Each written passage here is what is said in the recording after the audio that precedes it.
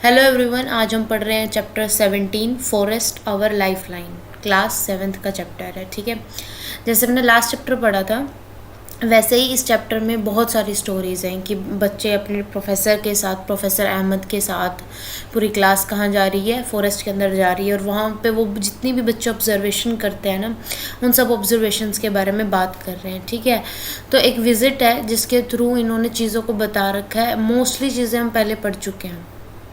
ठीक है, मोस्टली क्या हम सारी चीज़ें ही पढ़ चुके हैं, बस उसको ना एक फॉरेस्ट के कॉन्टेक्स्ट में पढ़ रहे हैं। अब हम इम्पोर्टेंट चीज़ मतलब थोड़ी ध्यान रखने वाली जो चीज़ है वो ये है कि यहाँ पे ना एनिमल्स के नेम, प्लांट्स के नेम होंगे। जो बच्चों को नाम नहीं पता उनके लिए रिवीजन हो जाएगी कि भाई ये वाले नाम भी होते हैं। ठीक है, जैसे boar, bison, jackals, porcupine, elephants. Elephant का सबको पता होगा, जैकल, पोक्यूपाइन, बाइसन और बोर, ये सब एनिमल्स हैं जिनके नाम हम देखते हैं। ठीक है, उसके बाद कुछ प्लांट्स के नाम है यहाँ पे, जो यहाँ पे देखने हैं हमें।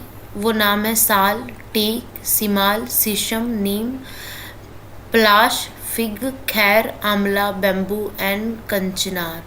ये सब प्लांट्स के नाम हैं। कई बार क्या होता है, नाम आ जाते हैं और हमें यही नहीं पता होता कि कौन से ये प्लांट है या कुछ और चीज़ है। उसके बाद देखो यहाँ पे बच्चे चीज़ें ऑब्जर्व करने लगते हैं, फिर कहते हैं कि एक क्वेश्चन है बच्चों का कि प्लांट्स मतलब फॉरेस्ट में इतने प्लांट्स लगाता कौन है। ठीक है, तो प्रोफेसर अहमद उसका जवाब देते हैं कि जो ट्रीज़ होते हैं वो प्रोड्यूस करते हैं बहुत सारे सीड्स, और फॉरेस्ट फ्लोर जो क्या होता है उसे फेवरेबल कंडीशन प्रोवाइड कराता है जर्मिनेट करने के लिए। जर्मिनेट मतलब उगने के लिए। ठीक है, तो उसको सीडलिंग्स में कन्वर्ट करने के लिए फॉरेस्ट फ्लोर उसे न्यूट्रिशन प्रोवाइड कराता है। लेकिन फिर उसमें बात करते हैं, उसमें साथ के साथ वो ऐड करते हैं कि जो ब्रांच है, ब्रांची एरिया ट्री का स्टेम के ऊपर, मान लो ये हमारी स्टेम है, उसके ऊपर ये ब्रांच वाला एरिया है, इसको क्या बोलते हैं, क्राउन। इसको क्या बोलते हैं, क्राउन। और ये डिफरेंट शेप्स है हमारे पास क्राउन के, हमने देखा है ना डिफरेंट तरह के प्लांट होते हैं, तो एक क्राउन के हमारे पास डिफरेंट शेप्स हैं। उसके ऊपर देखो यहाँ पे एक चीज़ देखो, मान लो कि ये फॉरेस्ट है, ये पूरा फॉरेस्ट है। ठीक है, यहाँ पे बहुत सारे ट्रीज़ हैं, बहुत सारे ट्रीज़ हैं, कुछ बहुत लंबे ट्रीज़ भी हैं। ठीक है, यहाँ पे ना एक छत सी बन जाती है ग्रीन ग्रीन, जिसमें से हल्की हल्की लाइट आ रही होती है, आपको बहुत अच्छे से लाइट भी नहीं आ रही होती। ठीक है, उस जो रूफ जो बनती है, जो ब्रांचेस, टॉल ट्रीज़ की जो ब्रांचेस रूफ बनाती हैं दूसरे प्लांट्स के ऊपर, उसे क्या बोलते हैं, कैनोपी। उसे क्या बोलते हैं, हम कैनोपी बोलते हैं। ठीक है, उसके बाद हम देखेंगे कि ये रहा देखो, बच्चे पूछ रहे हैं कि हर फॉरेस्ट एक जैसा होता है, तो प्रोफेसर कहते हैं नहीं, क्लाइमेटिक कंडीशंस के ऊपर वेरिएशन आती हैं कि वहाँ पे कैसे एनिमल रहेंगे और कैसे प्लांट्स होंगे। फॉरेस्ट टू फॉरेस्ट ये डिफ़र करता है कि फ्लावर कैसे होंगे, श्रब्स कैसी होंगी, हर्ब्स कैसी होंगी, और ये हम पढ़ के आ चुके हैं क्लास 6 में।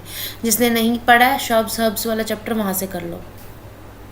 ठीक है, अब यही है, तो इसमें थोन, सीड्स, ये सब चीज़ें हैं जिनके बारे में बात हुई। कुछ इंसेक्ट्स के बारे में बात हुई है, spiders, squirrels, insect, various other animal जो ट्री की बाग पे रहते हैं या प्लांट की लीव पे रहते हैं। ठीक है, एंड ऑन हेल्प करते हैं डिकेइंग। लग रहा है बच्चे जब डेड लीव्स के ऊपर चल रहे हैं तो उन्हें क्या लग रहा है, उनको लग रहा है कि वो एक स्पंज के कारपेट के ऊपर चल रहे हैं, क्योंकि जितना भी डेड मैटर होता है वो किसकी तरह एक्ट करता है, स्पंज की तरह एक्ट करता है। ठीक है, उसके बाद कि एनिमल्स होते हैं वो हर्बीवोर्स भी हो सकते हैं, कार्निवोर्स भी हो सकते हैं, ये हम पढ़ चुके हैं, अगेन क्लास 6 में हम पढ़ चुके हैं।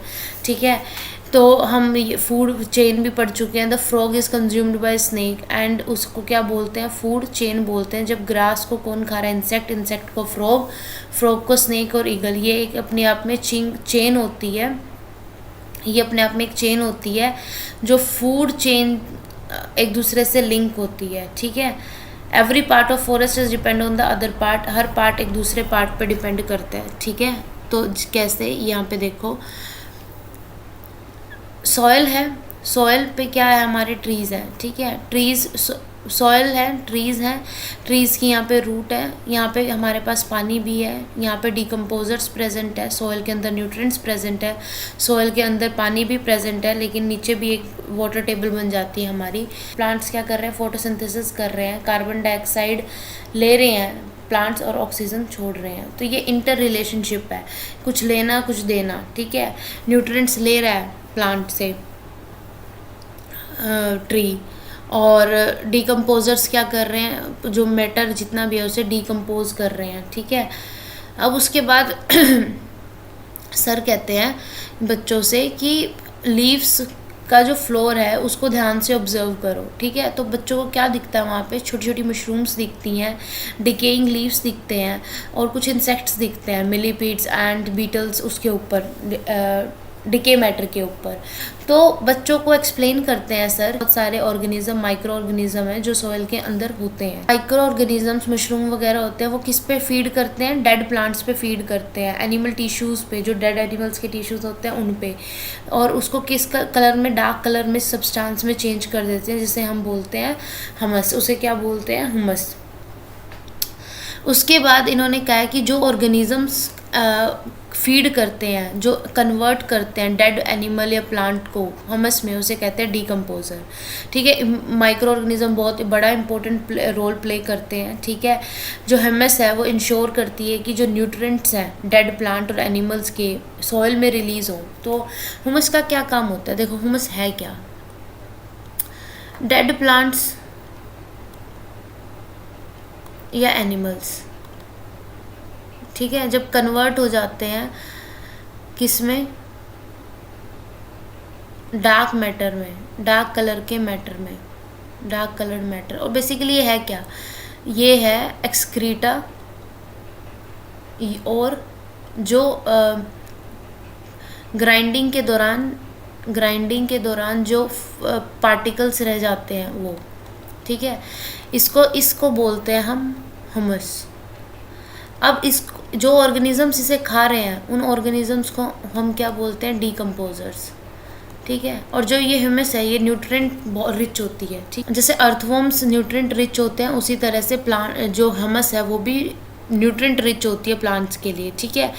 और जो डेड एनिमल्स हैं वो क्या, उनको कौन खाता है, अगर ये बच जाते हैं डेड एनिमल्स इनिशियली जो बच होते हैं तो वो कौन खाता है, वल्चर्स, क्रोज, जैकल और इंसेक्ट्स, ठीक है। ये सब क्या कहते हैं, न्यूट्रिएंट्स की पूरी एक साइकिल होती है, कुछ भी वेस्ट नहीं जाता फॉरेस्ट के अंदर। अब उन्होंने कहा कि सर आप ग्रीन लंग समझाने वाले थे, ग्रीन लंग तो आपने समझाया नहीं। तो वो बताते हैं कि फॉरेस्ट को लंग्स या ग्रीन लंग्स क्यों कहा जाता है। एक तो फोटोसिंथेसिस में क्या होता है, रिलीज होती है ऑक्सीजन, ठीक है, और कंज्यूम क्या करते हैं, CO2। तो इसका जो बैलेंस मेंटेन करके रखते हैं, बैलेंस किसका, ऑक्सीजन का और कार्बन डाइऑक्साइड का, जो एटमॉस्फेयर में मेंटेन करके रखते हैं, that's why they are called green lungs और लंग्स, ठीक है। अब इन्होंने कहा tree takes in water from the root and release water vapour into the air through evaporation. ये हम पढ़ चुके हैं वाटर साइकिल में, क्लासिक्स की बुक जाके आप देख लीजिए। उसके बाद इन्होंने कहा कि यहाँ पे एनिमल और प्लांट्स नहीं रहते, यहाँ पे डिफरेंट ट्राइब्स भी रहती हैं, ठीक है। ट्राइब्स रहती हैं जो डिपेंड करती हैं मोस्टली फॉरेस्ट पे अपने फूड, शेल्टर, क्लॉथ, मेडिसिन के लिए, और उनको मेडिसिनल प्लांट्स की बहुत अच्छी नॉलेज होती है, ठीक है। उसके बाद जो ये अपना टॉल ग्रास है वो क्या प्रोवाइड करता है, फूड, शेल्टर, और जो कार्निवोर्स होते हैं उनसे उनको बचाता है ताकि वो उनसे प्रोटेक्ट हो सके, प्रेडेटर से प्रे प्रोटेक्ट हो सके, इसलिए वो टॉल ग्रास के अंदर चला जाता है, वहाँ पे उसे फूड भी मिलता है और शेल्टर भी मिलती है। उसके बाद बच्चों को वहाँ पे ड्रूपिंग्स मिलती हैं, ड्रूपिंग्स और फुटप्रिंट्स मिलते हैं, ठीक है। तो ड्रूपिंग्स क्या होती हैं, ड्रूपिंग्स होती है कि जो एक्सक्रीटा निकालता हुआ चलता है ना कोई भी एनिमल, उसको ड्रूपिंग्स बोलते हैं, ठीक है। ड्रूपिंग्स मिलती है, ड्रूपिंग से पता चल जाता है किस एनिमल की ड्रूप्स हैं, और फुटप्रिंट से पता चल जाता है, ठीक है। और कॉलिंग भी आ जाती है, तो इन सब चीज़ों से पता चल जाता है कि यहाँ से कौन सा एनिमल गुजरा है, ठीक है।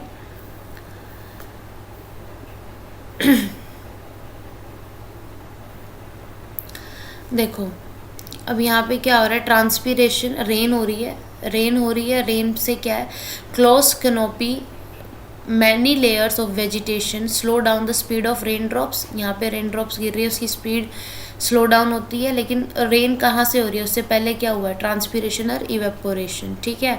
रूट सिस्टम है हमारा, वाटर टेबल है हमारे पास। रूट सिस्टम क्या कर रहा है, ग्राउंड वाटर को रिचार्ज कर रहा है। ठीक है।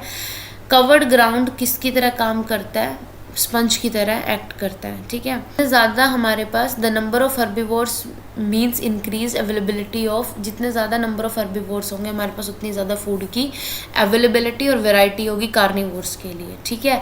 तो फॉरेस्ट का क्या है, forest wide variety of animal help the forest to regenerate and grow. Decomposers उसे मेंटेन करने में हेल्प करते हैं। पूरा एक डायनेमिक लिविंग एंटिटी है, फुल ऑफ लाइफ और वाइटलिटी। ठीक है। अब जब बच्चे घर जाने लगते हैं तो बारिश होने लगती है, तो वो ऑब्जर्व करते हैं ये चीज़ कि जो कैनोपी है वो डायरेक्ट हिट नहीं करने दे रही रेन ड्रॉप्स को, वो ब्रांचेस के थ्रू कैनोपी पे डल रहा है पानी, फिर वो ब्रांचेस के थ्रू सीप डाउन हो रहा है फ्लोर पे। ठीक है। और पानी वहाँ पे स्टेगनेंट नहीं है, स्टेगनेंट मतलब खड़ा हुआ पानी नहीं है, वहाँ पे पानी रुक नहीं जाता है, वो पानी साथ के साथ एब्जॉर्ब हो जाता है। कुछ तो ऊपर हमारे हमस पड़ी होती है या डेड मैटर पड़ा होता है, उसमें एब्जॉर्ब हो जाता है और साथ के साथ सोयल उसे एब्जॉर्ब कर लेती है। ठीक है। उसके बाद है कि जो फॉरेस्ट है वो किसकी तरह एक्ट करता है, एक natural absorber of rain water की तरह हेल्प करता है, जो सीप कर लेता है पानी को, मतलब पी लेता है पानी को, सक इन कर लेता है सॉइल के अंदर। तो वाटर टेबल जो through out the year maintain रहती है वहाँ पे। ठीक है। उसके बाद रेन वाटर जो है वो डायरेक्टली हिट नहीं करता लॉन्ग ट्री की प्रेजेंस में। ठीक है। इसलिए वहाँ पे फ्लड्स वगैरह नहीं आती जहाँ पे फॉरेस्ट होते हैं, और अगर फॉरेस्ट नहीं होते तो डायरेक्ट हिट करती है और फ्लड आती है तो रूट्स को भी डैमेज करती है ट्री की। ठीक है। और सॉइल को डैमेज करती है, सॉइल को बहा के लेके चली जाती है। अगर ट्रीज़ नहीं होंगे तो क्या होगा, रूट्स होल्ड नहीं करेंगी, और रूट्स होल्ड नहीं करेंगी तो जो सारी सॉइल है, दैट्स को सॉइल इरोजन जो होता है, सारी सॉइल है जो वो मूव कर जाती है आगे की तरफ। ठीक है। अब वन प्लेस टू अनदर। उसके बाद प्रोफेसर बता रहे हैं कि कैसे इंडस्ट्रीज़ बन रही है, मतलब गांव वाले बता रहे हैं बच्चों को कैसे इंडस्ट्रीज़ बन रही है, कंस्ट्रक्शन हो रही है, गांव का एरिया बढ़ता जा रहा है, फॉरेस्ट कटते जा रहे हैं, ओवर ग्रेजिंग की वजह से फॉरेस्ट कटते जा रहे हैं। तो सर पूछते हैं कि कैसे प्रिजर्व कर सकते हैं। तो बच्चे यहाँ पे कुछ वो बताते हैं यहाँ पे कि ऐसे ऐसे हम कर सकते हैं और ऐसे ये स्टेप्स हमें ध्यान में रखने चाहिए। इफ़ फॉरेस्ट डिसअपियर, बच्चे कह रहे हैं कि अगर फॉरेस्ट डिसअपियर हो गए तो CO2 की अमाउंट इंक्रीज़ हो जाएगी और अर्थ का टेम्परेचर इंक्रीज़ हो जाएगा। दूसरा बच्चे बोल रहे हैं एब्सेंस ऑफ ट्रीज़ में और प्लांट में animal will not get food और शेल्टर। ठीक है। हमें भी नहीं मिलेगा, उन्हें भी नहीं मिलेगा। In the absence of trees soil will not hold water which will cause flood. ठीक है। बिल्कुल सही बात है। फोर्थ है deforestation will endangered our life and environment. Think what we can do to preserve our forest. ठीक है। ये सब होगा अगर ये इंडस्ट्रियलाइजेशन आ गई, ये सब हुआ तो फ्लड्स वगैरह ये सब होने के चांसेस हैं। ठीक है। This is all about this chapter. कुछ ना समझ में आया हो तो let me know in the comment section. We will see you in the next chapter.